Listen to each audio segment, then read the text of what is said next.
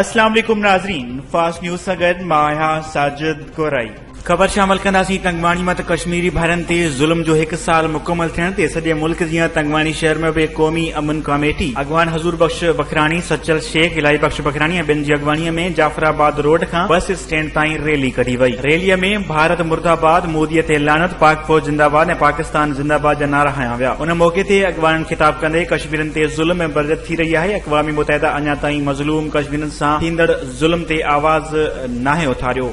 ऐं ख़बर आहे सखर मत म्यूनिसिपल कॉर्पोरेशन सखर पारां कश्मीर सां यकजहती लाइ स्टेडियम खां रैली कढी वई, जंहिं में मुख़्तलिफ़ सियासी समाजी माण्हुनि वॾे अंग में शिरकत कई। रैलीअ जी अॻवानी बैरिस्टर अरसलान इस्लाम शेख, डिप्टी कमिश्नर सखर राना अदील ऐं ॿिया करे रहिया हुआ। उन मौके ते कश्मीर रैली जे अॻवानी ख़िताब कंदे चयो त कानूनी हैसियत बहाल कई वञे, कश्मीर खे ख़ुदि मुख़्तियारी ॾिनी वञे, भारत जो कश्मीर ते कब्ज़ो ख़त्म कराए कश्मीर जो ख़ुदि मुख़्तियार बणायो वञे।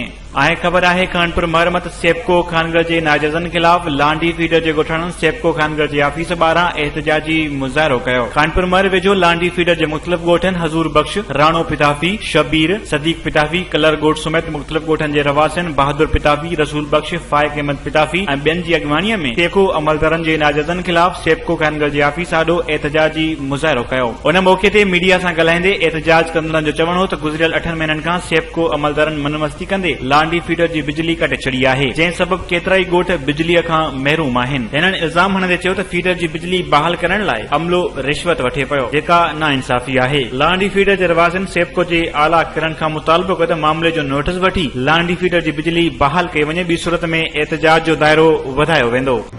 वधीक ख़बरुनि ऐं न्यूज़ अपडेट्स लाइ ॾिसंदा रहो फास्ट न्यूज़।